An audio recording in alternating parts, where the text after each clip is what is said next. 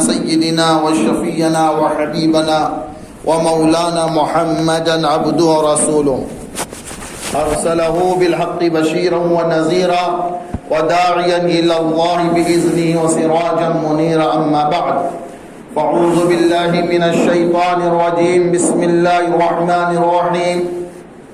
ولا تقولوا لمن يقتل في سبيل الله أموات بل أحياء ولكن لا تشعرون.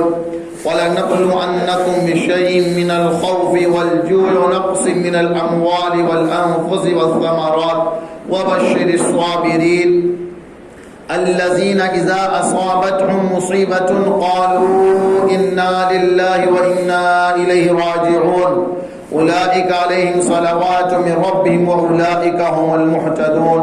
صدق الله العظيم.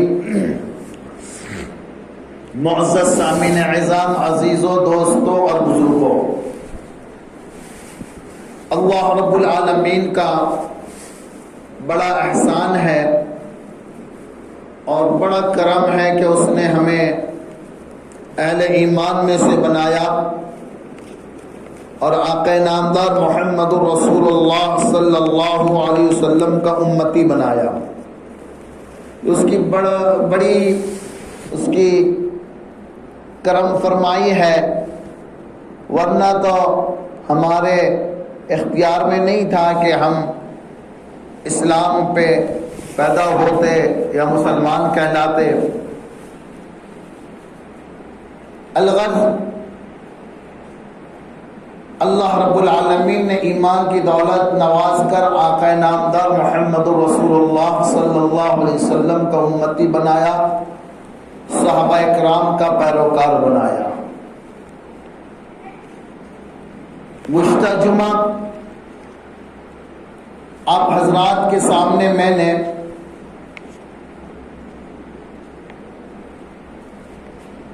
ہندوستان کی آزادی کا کچھ جھلک بیان کیا تھا، کچھ باقی رہ گئی ہیں. میں دوبارہ اس لیے اس عنوان کو آج آپ کے سامنے رکھنا چاہتا ہوں، اس لیے کہ ہم تمامی لوگوں کو اس بات کا علم ہو جائے کہ ہمارے اسلاف و اکابرین نے کیا کچھ قربانیاں نہیں دی. اگر آج ہم اپنے اکابرین کی تاریخ کو بھلا دیں گے اور ذکر نہ کریں تو وہ دین دور نہیں کہ ہمارے اولاد، آنے والی نسل ہماری بڑوں کی تاریخ کو اثر نو ختم کر دیں گے، بھلا دیں گے. پھر کوئی ہمارے اسلاف کو جاننے والا نہیں ہوگا، پہچاننے والا نہیں ہوگا. اور میں نے بارہا مرتبہ بات عرض کی ہے کہ جو قوم اپنے بڑوں کی تاریخ کو، سیرت کو بھلا دے وہ قوم بزدل ہو جاتی ہے. اور یہی وجہ ہے آج ہمارے اندر اور ہمارے آنے والے جو نسل ابھی چل رہی ہیں ان کے اندر جو بزدلی پیدا ہوئی ہے، جو کم ہمتی کا مظاہرہ کر رہے ہیں، اس کی وجہ یہی ہے کہ ہم نے اپنے بڑوں کی قربانیوں کو بھلا دیا. اپنے بڑوں کی قربانیوں کو ہم نے یاد نہیں کیا، اپنے اولادوں کے سامنے ذکر نہیں کیا. اور خاص طور سے یہ علماء کی ذمہ داری ہے کہ وہ عوام کے سامنے اپنے بڑوں کی، اپنے اسلاف کی، اپنے اکابرین کی، اپنے علماء کی تاریخ کو بارہا مرتبہ بیان کرتے رہنا چاہیے، تاکہ عوام کو پتہ چل جائے کہ علماء اور اسلاف نے کیا کچھ قربانیاں دے کر آج یہ آشائش و آرام کی زندگی ہمیں مہیا کر گئے ہیں. یا پھر یوں بولیے کہ ان کی قربانی جو ہے آج ہم لوگوں کے سامنے جرأت کے ساتھ لپو شائق کر رہے ہیں. ورنہ ہماری جرأت کا ہوتی، ہماری ہمت کا ہوتی کہ ہم غیروں کے سامنے اپنے اسلاف کی تاریخ کو بیان کریں. ان کی قربانی کا مرہون منت ہے کہ آج ہم جرأت کے ساتھ غیروں کے سامنے سینہ ٹھوک کر بیان کر سکتے ہیں کہ جو قربانیاں، جو مجاہدہ ہمارے اسلاف نے کیا، وہ تمہارے بڑوں نے نہیں کیا تو ہے لیکن اس درجہ نہیں کیا۔ یہی تو وجہ ہے میں ہمیشہ وہ شعر پڑھا کرتا ہوں کہ اس وادی گل کا ہر ذرہ خورشید جہاں کہلایا ہے، جو رد یہاں سے اٹھا وہ پیر مغا کہلایا ہے، اس بس میں جنوں کے دیوانے ہر راہ سے پہنچے یزداں تک ہیں، عام ہمارے افسانے دیوار چمن سے زندہ تک، 100 بار سوارا ہم نے اس ملک کے گیسوے برہم کو، 100 بار سوارا ہم نے اس ملک کے گیسوے برہم کو، یہ اہل جنوں بتلائیں گے کیا ہم نے دیا عالم کو، خورشید یہ دین احمد کا عالم کے افق پر چمکے گا، یہ نور ہمیشہ چمکا ہے نور برابر چمکے گا۔ یہ اشعار پڑھتے وقت صحیح مانیے آپ کہ ہمارا سینہ فخر سے چوڑا ہو جاتا ہے، کیونکہ ہمارا اکابرین کے کارنامے ہی ایسے ہیں۔ میں نے گزشتہ جمعہ عرض کیا تھا ہندوستان کی جنگ آزادی میں اہم رول ادا کرنے والے اور سب سے پہلے سور پھونکنے والے ہم ہی مسلمان ہیں، ہمارے اسلاف ہیں، ہمارے اکابرین ہیں۔ اگر حضرت شاہ اللہ محدث دہلوی انگریزوں کی عیاریوں کو اور چالاکیوں کو نہ پرکھتے، آج نہ جانے ہم میں سے کون عیسائی ہوتا، کون کیا رہتا، کس جگہ رہتا، یہ بیان کرنے کے لائق نہیں۔ یہ تو ان کی مرہون منت ہے کہ انہوں نے انگریزوں کی چالاکیوں کو سمجھا اور ہندوستان میں قرآن و حدیث کے جال کو پورے جگہ عام فرما دیا، پھیلا دیا۔ جہاں یہ انگریز اس ملک میں ہندوستان میں حکومت کرنے کے لیے آئے تھے، وہیں ہمارے دین کو مٹانا بھی ان کا ایک مقصد تھا کہ مسلمانوں کو ختم کر دیا جائے، مسلمانوں سے قرآن و حدیث کی تعلیم کو دور کر دیا جائے۔ اور میں نے بتایا تھا کہ انگریز 3 کتابوں سے ڈرا کرتے تھے، گزشتہ جمعہ میں بتایا تھا کہ ایک تقویۃ الایمان حضرت سید اسماعیل شہید رحمۃ اللہ علیہ کی کتاب، دوسری کتاب ملفوظات حضرت سید احمد شہید، اور تیسری کتاب شرح وقائع کا باب الجہاد، کتاب الجہاد۔ ان 3 کتابوں سے ڈرا کرتی تھی۔ اس کو معلوم تھا، اس بات کا علم انہیں بخوبی تھی کہ ان کے اندر جو توحید ہے، جب تک توحید کا علم اور توحید کا یہ ٹمٹماتا ہوا چراغ ان کے اندر باقی رہے گا، ہم انہیں کبھی بھی مغلوب نہیں کر سکتے، ان کو ہم کبھی محکوم بنا نہیں سکتے۔ سب سے پہلے ان کے دل سے توحید کے یقین کو ختم کیا جائے، اور تقویۃ الایمان میں حضرت سید اسماعیل شہید رحمۃ اللہ علیہ نے توحید کے بارے میں تفصیلی طور پر قلم بند فرمایا، شرک سے بیزار فرمایا ہے، شرک کے بارے میں کئی بابیں انہوں نے قائم کیا کہ ایک مسلمان اس سے یہ ہو نہیں سکتا کہ وہ شرک کا کام کرے۔ اور دوسری بات جو ملفوظات سید احمد شہید، اس میں آپ نے اپنے بڑوں کی جرأت مندی کے واقعات آپ نے لکھے، آپ نے لکھا کہ مسلمان کو ایک مسلمان بن کے کیسے رہنا چاہیے، اپنے ایمان کو کیسے، اپنے ایمان کا کیا کرنا چاہیے، حفاظت کرنی چاہیے، اپنے ایمان کو کیسا بچانا چاہیے، وہ تمام چیزیں سید احمد شہید نے اپنے ملفوظات میں قلم بند فرمایا۔ اسی طریقے سے سر وقائع کی کتاب الجہاد میں تو جہاد سے متعلق لکھا گیا باقاعدہ کہ اپنے اسلام کی بقا کے لیے کیسے دفاع کرنا ہے، دفاع کرنے کا طریقہ بتایا گیا ہے، کیسے غیروں کو دین کی دعوت دینی ہے، کس طریقے سے جہاد کے میدان میں اترنا ہے۔ یہ نہیں کہ تلوار لو اور سر قلم کرتے، یہ جہاد نہیں سکھاتا ہے۔ جہاد تو جہاں صحابہ کرام جاتے کسی میدان کو فتح کرنے تو آپ صلی اللہ علیہ وسلم کی تعلیم کیا ہوتی تھی کہ اس علاقے میں جاؤ، پہلے اس علاقے کے لوگوں کو دعوت دو، دین کی دعوت دو، کلمہ پیش کرو، اخلاق پیش کرو، ایمان پیش کرو، اسلام پیش کرو۔ اور انہی تمام چیزوں سے تو انگریز ڈرا کرتا تھا۔ تو میرے عزیز و بزرگ اور دوستوں، سب سے پہلے خون بہانے والے، سب سے پہلے اس ملک کی حفاظت کے لیے دشمنوں کے سامنے سینہ سپر ہونے والے، سب سے پہلے اس ملک کی حفاظت کے لیے میان سے تلوار کو نکالنے والے، سب سے پہلے اس ملک کی حفاظت کے لیے مال کا خرچ کرنا، سب سے پہلے اس ملک کے دفاع کے لیے جان کا لگانا، سب سے پہلے اس ملک کی حفاظت کے لیے جتنی چیزیں ضرورت ہو ان چیزوں کی قربانی دینا، یہ تو سب سے پہلے مسلمانوں نے کیا۔ کس نے کیا؟ مسلمانوں نے کیا۔ میں نے بتایا تھا گزشتہ جمعہ کہ سن 1753 سے آزادی کے متوالے مسلمانوں نے انگریزوں کے خلاف سینہ سپر ہو گئے، تب یہ برادر وطن سوئے ہوئے تھے، جن کا آج لوگ نام لے وہ لوگ پیدا ہی نہیں ہوئے تھے۔ میرے پاس مکمل تاریخ ہے، مکمل تاریخ ہے، کوئی تاریخ کو جھٹلا نہیں سکتا۔ یہی تو وجہ ہے آج چند ایسے لوگ ہیں تاریخ کو مس کر رہے، اس لیے تاکہ لوگ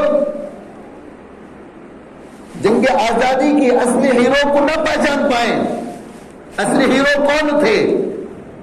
اصل مجاہدین کون تھے؟ یہ قوم نہ جانے، یہ قوم اس سے اندھی ہو جائے، یہ قوم اس سے بالکل دور ہو جائے اور ہم جو بولے اس پر آ جائے۔ اسی وجہ سے تو تاریخ کو مس کیا جا رہا ہے، لیکن ہماری ذمہ داری ہے کہ ہم تاریخ کو ہر ایک کے پاس پہنچائیں، ہر ایک مرد مومن کے کانوں پہ تاریخ کو پہنچائیں، وہ سنیں کہ تاریخ کیا ہے۔ تاریخ کا جاننا ہم میں سے ہر ایک کے لیے ضروری اور لازمی ہے۔ اب میں آپ کے سامنے اگر مجاہدین آزادی کی تاریخ نہ بیان کروں تو آپ کے دلوں میں ان کی عظمت کیسے پیدا ہوگی؟ آپ ان کے کارنامے کو سنیں گے تبھی تو اس کی عظمت آپ کے دلوں میں پیدا ہوں گے نا۔ آپ بچپن سے سنتے آئے گاندھی جی نے، نہرو جی نے، پٹیل جی نے اور سبھاش چندر بوس نے، لالا لاجپت رائے نے، بال گنگادھر تلک نے ہندوستان کو آزاد کیا۔ آج ان کے بارے میں آپ کو جانکاری ہے، ان کی عظمت آپ کے دلوں میں بیٹھی ہوئی ہے۔ آپ کو معلوم نہیں امداد اللہ مہاجر مکی کون ہے، آپ کو معلوم نہیں ہے شیخ الہند کون ہے، آپ کو معلوم نہیں قاسم نانوتی کون ہے، آپ کو معلوم نہیں رشید احمد گنگوئی کون ہے، آپ کو معلوم نہیں عبید اللہ سندھی کون ہے، آپ کو معلوم نہیں ہے حکیم اجمل خان کون ہے، آپ کو معلوم ہے عبد الرحمان سہروردی کون ہے، آپ کو معلوم نہیں بہادر شاہ ظفر کون ہے، آپ کو معلوم نہیں سراج الدولہ کون ہے، آپ کو معلوم نہیں شجاع الدولہ کون ہے، آپ کو معلوم نہیں سلطان ٹیپو کون ہے، آپ کو معلوم نہیں اورنگزیب کون ہے۔ کیوں کہ ان کی تاریخ آپ نے سنا نہیں، ان کی تاریخ کو آپ نے پڑھا نہیں۔ اگر پڑھتے تو آج آپ بھی کھڑے ہو کر میدان میں بلند آواز سے کہتے کہ اگر شاہ عبد العزیز کا فتویٰ نہ ہوتا تو جنگ آزادی نہ ہوتی۔ آج آپ کھڑے ہو کر بولتے اگر شہیدان تحریک شہیدان سید احمد شہید نہ ہوتے تو جنگ آزادی نہ ہوتی۔ آج آپ میدان میں کھڑے ہو کے بولتے اگر سلطان ٹیپو فتح علی سلطان ٹیپو نہ ہوتے تو جنگ آزادی نہ ہوتی۔ آپ اگر آگے معلوم ہوتا تو آپ آگے ہو کھڑے ہوتے اور فرماتے اگر تحریک ریشم المال نہ ہوتا تو جنگ آزادی نہ ہوتی، تحریک خلافت نہ ہوتا تو جنگ آزادی نہ ہوتی۔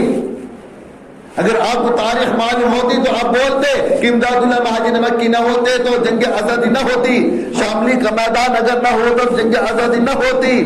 اسی طریقے سے آپ کو یہ تاریخ معلوم ہوتا تو آپ یہ کہتے کہ حافظ ضامن شاہ شہید رحمۃ اللہ علیہ اگر وہ شہادت نہ پاتے تو جنگ آزادی کا بگل آگے نہ بڑھتا، اگر یہ تحریک دارالعلوم دیوبند کی بنیاد نہ پڑتی تو آج ملک آزاد نہ ہوتا، اگر شیخ الاسلام نہ ہوتے تو آج ملک آزاد نہ ہوتا، شیخ الہند نہ ہوتے تو ملک آزاد نہ ہوتا۔ لیکن ہم نے تاریخ سے واقف نہیں ہے، ہمیں معلوم نہیں ہے۔ اسی وجہ سے کہا تھا کہ 50-60 سال کی جد و جہد یہ آزادی کا اصل مدعا نہیں ہے، اصل تو 200 سال کی جد و جہد، 200 سال کی کیا ہے معرکہ جو ہے وہ جنگ آزادی کا اصل یہ ہے، مدعا ہے۔ لیکن ہم نے اپنی تاریخ کو بھلا دیا، ہمیں معلوم ہی نہیں۔ اور انگریز نے کیا کیا معلوم؟ جب تقویت الایمان سامنے آیا اس نے ایمان ڈرا، اس سے تقویت ایمان سے بتایا تھا نا نبی، تو اس نے اس دور میں مسلمانوں کے ایمان کو ختم کرنے کے لیے انگلینڈ سے جماعت کے جماعت پادریوں کو لا کر ہندوستان میں پہنچایا تاکہ ہم ادھر ہندو مسلم جنگ لگا دیں اور یہ لوگ جو اپنے مذہب پر محنت کریں اور یہاں پہ جتنے ایمان والے سب کنورٹ کس پہ ہو جائے؟ عیسائی پہ کنورٹ ہو جائیں۔ ایک نہیں 100 کی تعداد میں جماعت در جماعت پادریاں آنے لگے، ہندوستان کے گوشے گوشے میں پھیل گئے، ہر جگہ اپنے دین کی اشاعت کرنا شروع کر دیے۔ لیکن مرد مجاہد حضرت قاسم نانوتوی جب مناظرے کے لیے میدان میں اترے تو آپ یہاں جاتے تو پادری وہ جگہ خالی کر کے دوسرے جگہ چلے جاتے، اور کہیں جاتے اور کہیں چلے جاتے۔ وہ قاسم نانوتوی کی قربانیاں ہیں جنہوں نے ہمارے ایمان کو بچانے کے لیے اپنی جان کی بازی لگا دی، اپنے مال کو لگا دیا، اپنے گھر والوں کو لگا دیا۔ اگر قاسم نانوتوی نہ اترتے مناظرے کے پلیٹ فارم پر، مناظرے کے میدان میں نہ اترتے، ہم میں نہ جانے کتنے ایسے لوگ ہوتے جو آج کرسچن ہو کے پھرتے رہتے۔ اور میرے بھائی اور میرے دوستوں، یہ یہودیوں سے نصرانی سے ہماری آج کی دشمنی نہیں ہے، پرانی دشمنی ہے ان کی، ہم سے پرانی دشمنی ہے۔ آقا نامدار محمد رسول اللہ صلی اللہ علیہ وسلم کے زمانے سے ان کی ہماری دشمنی چلی آ رہی ہے۔ یہ لوگ چاہتے نہیں کہ یہ نبی پاک صلی اللہ علیہ وسلم کے ماننے والے امت محمدیہ سرخرو رہے، بلند رہے، فاتح رہے، حاکم بن کے رہے۔ یہی تو وجہ ہے صرف ہندوستان پر نے انہوں نے دنیا کے کئی ایک ملکوں کو قابض کر رکھا تھا، افریقہ پر بھی ان کا قبضہ تھا، ہندوستان میں تھا، سوڈان میں تھا، کئی ایک ملکوں میں وہ حکومت کر رہے تھے، ان کی حکومت کے اوپر ڈنکے پٹے جا رہے، چرچے ہوتے تھے۔ لیکن جو قربانی ہمارے ہندوستان کے علماء نے دیا، ہندوستان کے اسلاف نے دیا، ہندوستان کے اکابرین نے دیا، تاریخ گواہ ہے کہ اس 18ویں 16ویں سے لے کے 19ویں صدی تک ایسی قربانی کسی نے نہیں دیا، کسی نے نہیں دیا۔ میں آپ کو چند تاریخی حوالے آپ کے سامنے میں پیش کر دیتا ہوں، اور آپ کو معلوم ہونا چاہیے کہ مسلمانوں نے کیسی کیسی قربانیاں دی ہیں جو آج کا مسلمان ان تاریخ سے کیا ہے ناواقف ہے۔ میں نے بتایا تھا سن 1601 میں ہندوستان میں آیا، سن 1704 میں حضرت شاہ ولی اللہ محدث دہلوی آئے، پھر ان کے گھر میں سن 1739 میں شاہ عبد العزیز پیدا ہوئے، ان کے 4 لڑکے پیدا ہوئے، چاروں کے چاروں لڑکے اپنے وقت کے محدث مفسر بنے، اور شاہ عبد العزیز محدث دہلوی کی فتویٰ ہی سلطان ٹیپو حیدر علی کو انگریز کے خلاف میدان جہاد میں اترنے پر کیا کہتے ہیں راستہ ہموار کر دیا۔ اگر شاہ عبد العزیز کا فتویٰ نہ ہوتا، نہ وہ اترتے، نہ جنگ آزادی ہوتی۔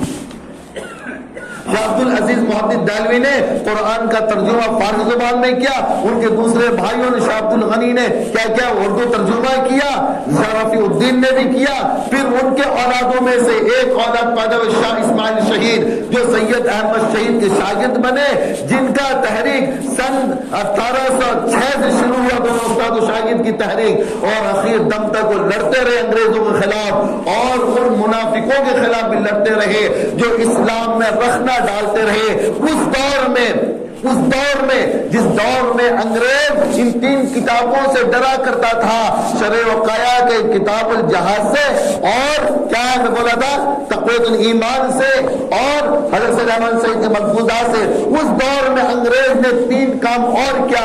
اس نے اس مسلمانوں کو کمزور کرنے کے لیے حسین بٹالوی کو خریدا، رضا احمد خاقوں کو خریدا، اور اسے قادیان مرزا غلام احمد قادیان کو خریدا، اور ان کو اپنے طرف کیا، اور کرنے کے بعد یہ سوچا کہ یہ لوگ اپنے مسئلے مسائل اور مسلک میں الجھ جائیں گے اور میرا کام کیا ہو جائے گا، سیدھا ہو جائے گا۔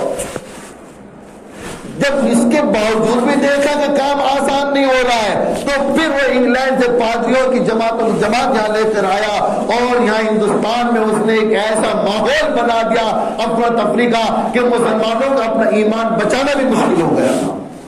لیکن ویسے موقع پر ہمارے اسلاف حضرت قاسم نانوتی نور اللہ مرکزہ، حضرت شیخ احمد گنگوئی نور اللہ مرکزہ، حضرت مولانا یعقوب صاحب نور اللہ مرکزہ، حضرت عبید اللہ سندھی، حضرت شیخ الہند محمود الحسن اسیر مالٹا، حضرت شیخ الاسلام حسین احمد مدنی، یہ لوگ کمر بستہ ہو کر کھڑے ہو گئے اور ڈٹ کر مقابلہ کیا۔ حضرت منظور نعمانی رحمت اللہ علیہ یہ کھڑے ہوئے، اور یہ انہوں نے کام کیا کہ ایمان بھی نہ جائے اور ملک بھی نہ جائے۔ ایسا کام انہوں نے کیا کہ تاریخ گواہ ہے، ایسا پیش کرنے والے وہ صحابہ اور تابعین کے بعد اب تک وہ زمین میں کوئی پیدا نہیں ہوا، کوئی نہیں پیدا ہوا۔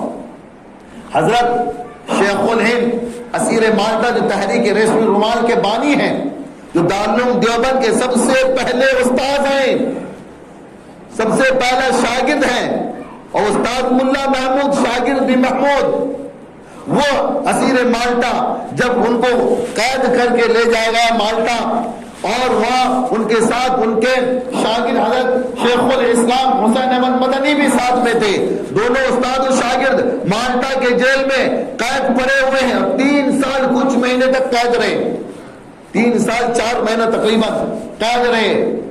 لکھتے ہیں مالٹا کے سفر کا داستان کہ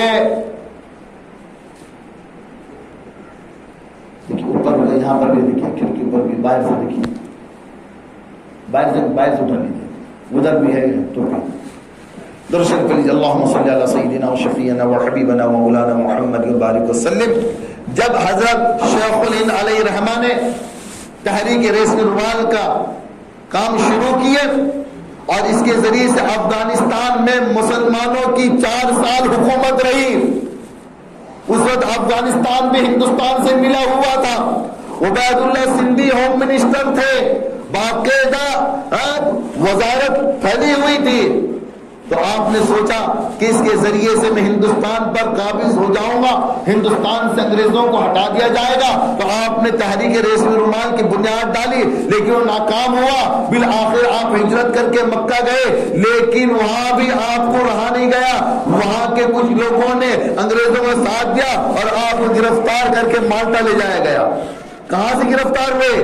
مکہ سے گرفتار ہوئے، ہندوستان سے گرفتار نہیں ہوئے۔ اسیر مالٹا وہاں سے گرفتار کر کے آپ کو مالٹا لے گیا، وہاں آپ کو قید میں رکھا گیا۔ لکھنے والوں نے لکھا ہے کہ آپ کو ایک اندھیری کوٹری میں بند کر دیا گیا تھا۔ کسے؟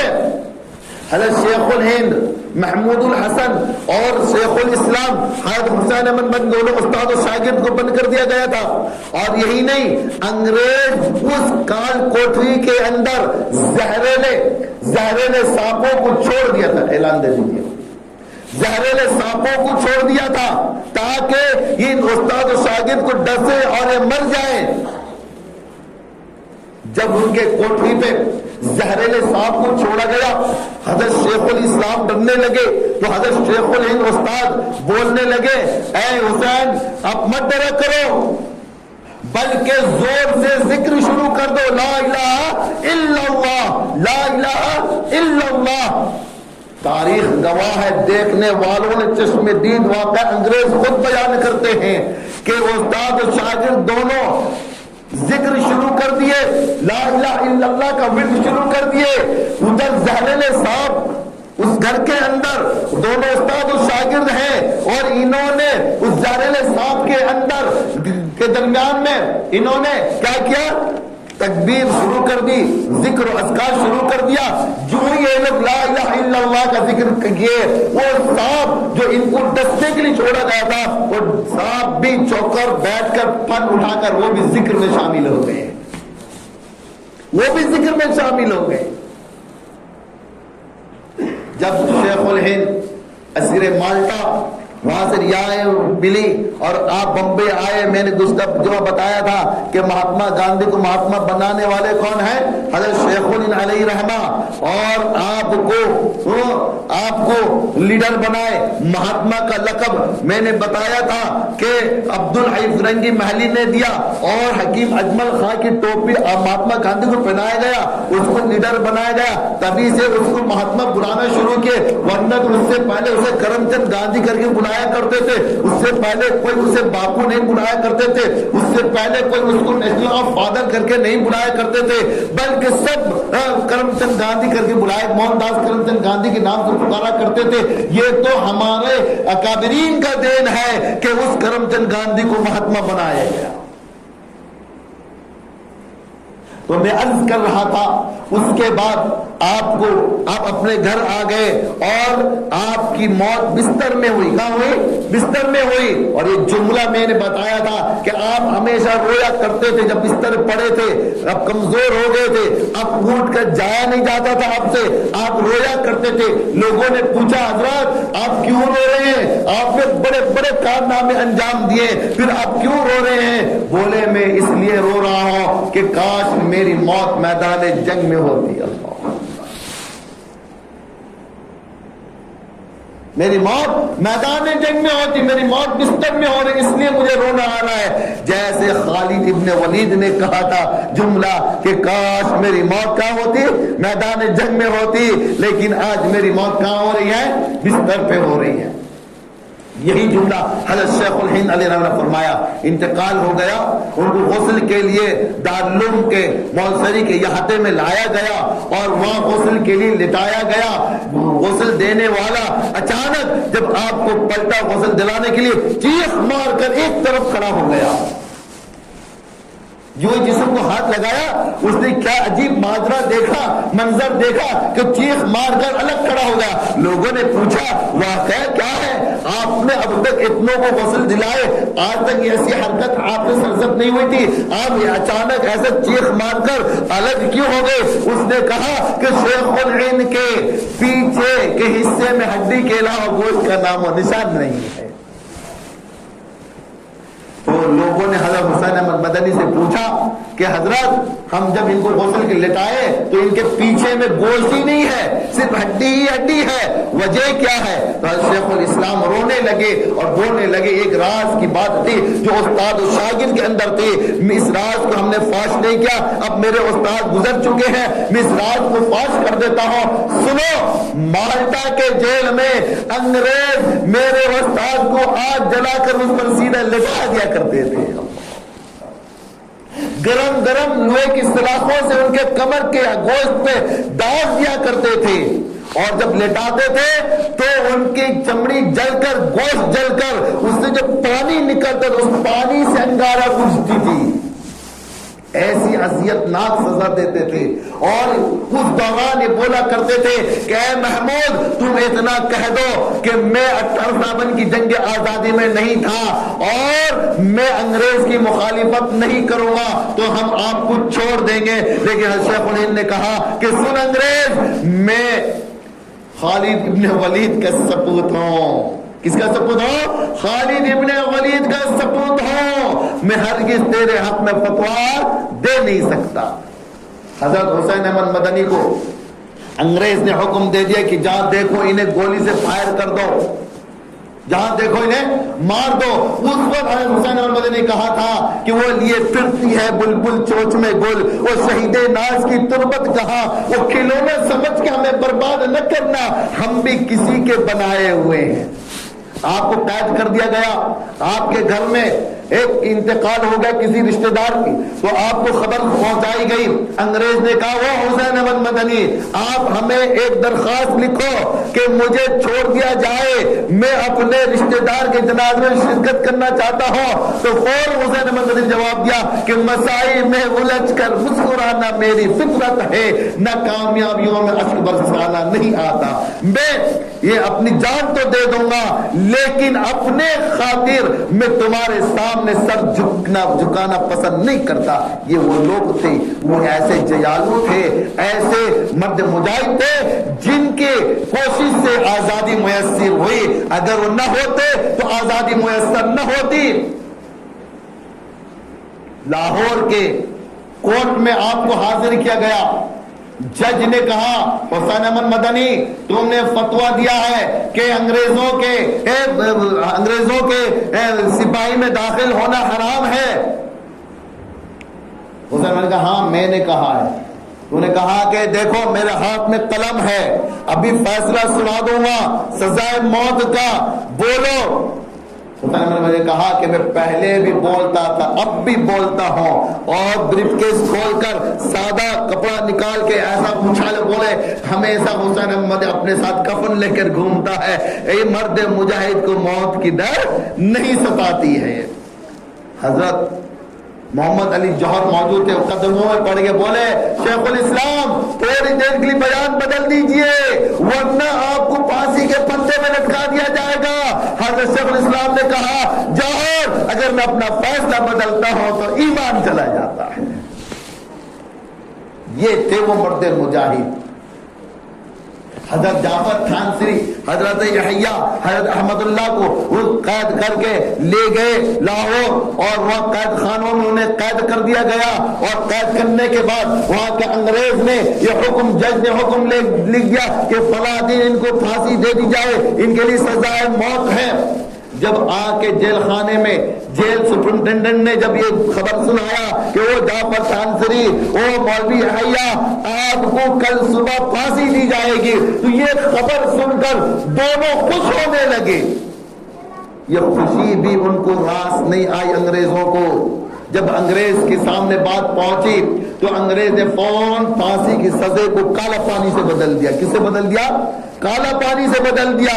تو فوراً تھانسری کی زبان سے نکلی بات مستحق کے دار کو حکم نظر بندی ملی, کیا کہوں کیسے رہائی ہوتے ہوتے رہ گئی.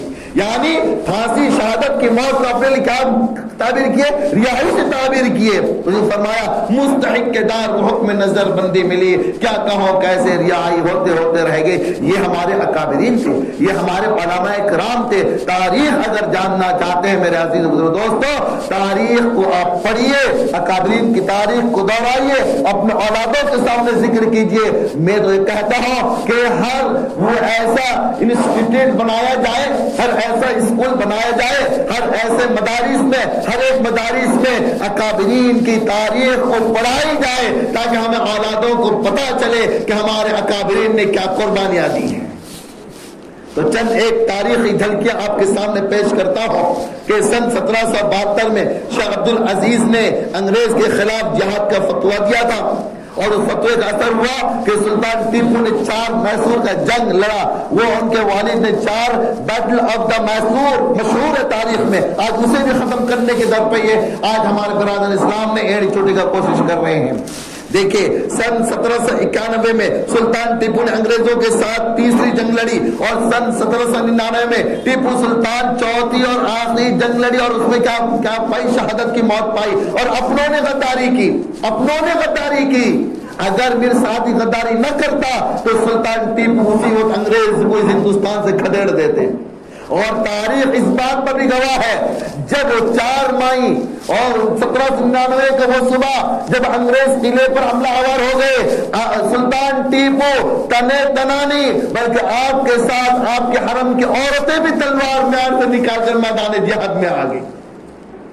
یہ ان کے کارنامے تھے، جس کارنامے کی ہمت جھانسی کی رانی کو دی، ان کی کارنامے کی ہمت حضرت بیگم محل نے حاصل کی۔ نہ جانے کتنی ایسی عورتیں اس واقعے کو دیکھ کر ان کے اندر جذبہ پیدا ہوا اور وہ میدان جنگ میں اتری، جو آج تاریخ ان کو بھلا رکھی ہے۔ اسی طریقے سے آگے آئیے، سن 1827 میں سید احمد شہید پشاور میں حملہ کیے اور اسے فتح کیے۔ سن 1831 میں سید احمد شہید بالا کوٹ پہاڑی پر وہاں ان کو شہید کر دیا گیا۔ اسی طریقے سے 14 مئی 1857 کے جنگ آزادی میں تقریباً 55,000 علماء اکرام کو کیا کیا گیا؟ پھانسی کے پھندے پہ لٹکایا گیا۔ ایک ہندو رائٹر میوا رام گپتا لکھتا ہے کہ سن 1857 کی جنگ آزادی میں 55,000 علماء کو شہید کیا گیا اور 5 لاکھ مسلمانوں کو شہید کیا گیا۔ کوئی معمولی قربانی نہیں میرے بھائیوں، 55,000 علماء کا ختم ہو جانا اور 5 لاکھ مسلمانوں کا اس وطن کے لیے جان دے دینا کوئی معمولی یہ نہیں کام نہیں ہے میرے بھائیوں، یہ جگر گردے کی بات ہے۔ آگے لکھتے ہیں اسی طریقے سے سن 1857 کی جنگ آزادی مسلمانوں کو پھانسی دی گئی۔ اسی طریقے سے سن 1857 کے دن انگریز سپاہی نے جھانسی کی رانی پر کیا کیا وار کیا اور اس وار کو روکنے کے لیے جو آگے بڑھا وہ بھی ایک مسلمان تھا، اس کا سپاہی، اس کا نام غلام محمد تھا۔ اس نے جھانسی کی رانی کو انگریز کے حملے سے بچایا، لیکن پھر بھی وہ زخمی ہو کے نیچے گری اور دم توڑ دیا آخرکار، لیکن اس کا بھی دفاع کرنے والا کون تھا؟ مسلمان تھا۔ اور آگے دیکھیے سن 1869 کو گاندھی پیدا ہوئے۔ اب جنگ آزادی کب سے شروع ہوئی؟ سن 1753 میں جنگ آزادی شروع ہوئی اور گاندھی پیدا ہو رہے 1869۔ کتنے سال ہو گئے؟ 100 کتنے سال ہو گئے بتائیے؟ 16 سال۔ 116 سال تک مسلمان لڑتے رہے اور آج مسلمانوں کا نام ہی نہیں۔ اور آج ہم بھی، یہ ہمارا قصور ہے کہ ہم تو گاندھی کو پہچان لیا، نہرو کو پہچان لیا، پٹیل کو پہچان لیا، سبھاش چندر بوس کو پہچان لیا، لیکن ہم نے اپنے اکابرین کو نہیں پہچانا، ہم نے اپنے اکابرین کی تاریخ کو نہیں جانا، ہم نے اپنے بڑوں کی تاریخ کو نہیں جانا۔ وہ بہادر شاہ ظفر جو گستاخوں نے بتایا تھا نا، کتنی بڑی قربانیاں دی، لیکن آج ہم اسے ہی بلا رکھے ہیں۔ اور سن 1893 کو ساؤتھ افریقہ سے برسٹر کر کے آئے اور میں نے بتایا تھا مولانا عبدالحی فرنگی محلی نے ان کو مہاتما کا لقب دیا، ان کو لیڈر بنایا، شیخ الہند نے ان کو آگے رکھا تاکہ مسلمان اور ہندو دونوں مل کر جنگ آزادی میں انگریز کے خلاف لڑیں گے تو ملک آسانی سے کیا ہو جائے گا؟ آزاد ہو جائے گا۔ لہذا اس کو انہوں نے آگے بڑھایا، فرنگی محلی نے مہاتما کا لقب دیا اور میں نے بتایا حکیم اجمل خان کی ٹوپی ان کو پہنائی گئی تاکہ وہ لیڈر نظر آئے۔ کیا نظر آئے؟ لیڈر نظر آئے۔ لہذا وہاں سے مہاتما کی گاندھی کی ٹوپی مشہور ہوئی۔ پھر 1905 میں تحریک ریشمی رومال شروع ہوا۔ کتنے میں؟ 1905 میں تحریک ریشمی رومال، اور 1917 میں بانی تحریک ریشمی رومال شیخ الہند محمود حسن گرفتار کر لیے گئے، پتا نا، مکہ سے گرفتار کر کے مالٹا لے جایا گیا۔ پھر 22 نومبر 1919 کو جلیانہ والا باغ کا کانڈ ہوا جس میں زیادہ تر مسلمان تھے۔ آج تک آپ کو تاریخ کسی نے نہیں بتایا ہوگا، آج تک آپ نے سنا جلیانہ والا باغ میں ہمارے ہندو بھائی شہید ہو گئے، لیکن تاریخ اس بات پر گواہ ہے سب سے زیادہ جلیانہ والا باغ میں شہید ہونے والے کون تھے؟ وہ مسلمان تھے، اہل ایمان تھے۔ واقعہ پیش آئے جس میں 15,000 لوگ شریک تھے۔ کتنے لوگ شریک تھے اس میں؟ 15,000 لوگ شریک تھے۔ 1919 میں تحریک خلافت کی کمیٹی کی بنیاد رکھی گئی جس کے بانی مولانا محمد علی جوہر، مولانا شوکت علی جوہر اور ساتھ میں موہن داس کرم چند گاندھی کو بھی رکھا گیا، لیکن اس نے آخر میں ایسا کھیل کھیلا کہ تحریک آزادی کو ٹکڑا ٹکڑا کر دیا۔ اس کی الگ داستان ہے، ہم نے تو لیا ساتھ میں، لیکن ہمارے پاؤں پہ کڑھائی ماننے والا وہی نکلا۔ اور دیکھیے آگے پھر 23 نومبر 1919 میں جمعیت العلماء ہند کی بنیاد پڑی. جمعیت العلماء ہند کی جو آج تک ہندوستان میں کام کر رہی ہے، آج تک ہندوستان میں کام کر رہی ہے. اور اللہ کا بے پناہ شکر احسان کرم ہے کہ اللہ نے اس ناچیز کو اس کا ایک ممبر بنا دیا، ایک ادنا سا ممبر بنا دیا ہے. 1919 میں جمعیت العلماء ہند کی بنیاد پڑی. 1920 میں حضرت شیخ الرحمن نے ترک موالات کا فتویٰ دیا. 1920 میں 1917 میں آپ کو گرفتار کیا گیا. میں نے بتایا تھا 3 سال رہا ہوئے. رہا ہونے بعد ترک موالات کا فتویٰ دیا. ترک موالات کسے کہتے کہ بائیکاٹ کرنا، انگریز کے لباس کا بائیکاٹ کرنا، انگریز کے کھانے کا بائیکاٹ کرنا. آج تک ہسٹری میں ہمیں پڑھتے ہوئے آئے، ہمیں سنتے ہوئے آئے کہ یہ تحریک جو ترک موالات گاندھی نے شروع کیا، کھادی کپڑا. لیکن سب سے پہلے کھادی کپڑا کسی نے زیب تن کیا، وہ حضرت شیخ الاسلام حضرت حسین احمد مدنی نے کیا. اور کس کے کہنے پہ کیا؟ اپنے استاد حضرت شیخ الہند رحمۃ اللہ علیہ کے کہنے پہ کیا.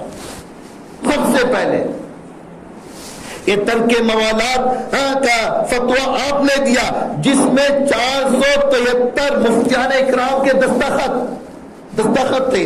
1943 میں سبھاش چندر بوس نے آزاد ہند فوج اور مسلمان کی بنیاد ڈالی. اب سبھاش چندر بوس کتنے میں آئے؟ 1943 میں آئے. اور ملک کی آزادی کب سے چھڑی گئی ہے؟ سن 1753 سے. اندازہ کیجیے کتنا بیچ میں کتنا خلا ہے، کتنا ڈفرنس ہے. تو فوج کی بنیاد ڈالی، جس کے جنرل بھی کون تھے؟ شاہ نواز، ایک مسلمان سپاہی تھا جس کا جنرل. 13 مارچ 1930 کو گاندھی نے نمک ستیہ گرہ کا آغاز کیا، آندولن کیا. نمک ستیہ گرہ کا آغاز کیا کس نے؟ گاندھی جی نے. اور کہاں سے کہاں تک ہوا؟ احمد آباد سے ڈانڈی تک پیدل چل کر کیا تھا. اس میں بڑے بڑے علماء حصہ لیے تھے. تاریخ میں لکھا ہے اس میں تقریباً 500 سے زیادہ علماء ہی تھے. کتنے تھے؟ 500 سے زیادہ علماء تھے. 8 اگست 1942 میں بھارت چھوڑو کی تحریک بھی شروع ہوئی. کیا شروع ہوئی؟ بھارت چھوڑو کی تحریک شروع ہوئی. اور اس کا بگل پھونکنے والا سب سے پہلے امام الہند حضرت مولانا ابو الکلام آزاد رحمت اللہ علیہ ہیں. ایسے نازک زمانے میں نے بتایا تھا گزشتہ کہ ایسے نازک زمانے میں کانگریس کی صدارت تقریباً ایک نہیں کئی بار حضرت امیر الہند حضرت مولانا ابو الکلام آزاد نے قائدانہ رول ادا کیا. جتنی بھی تحریک آزادی میں ہم اس بات کا انکار نہیں کرتے، تحریک آزادی دونوں نے مل کے کیا، ہندوؤں نے بھی اور مسلمانوں بھی. لیکن قائدانہ رول جس نے ادا کیا سب سے زیادہ اور مسلمانوں نے ادا کیا. اگر مسلمان قائدانہ رول ادا نہ کرتے تو آج بھی ہم اس ملک میں رہتے ہوئے بھی ہم غلام بنے ہوئے رہتے. یہ ہمارے اکابرین کا مختصر سا تعارف میں نے آپ کے سامنے کرا دیا. اللہ سے دعا کیجیے اللہ تعالی ہمیں ہمارے اکابرین کی تاریخ کو بار بار پڑھنے کی توفیق عطا فرمائے.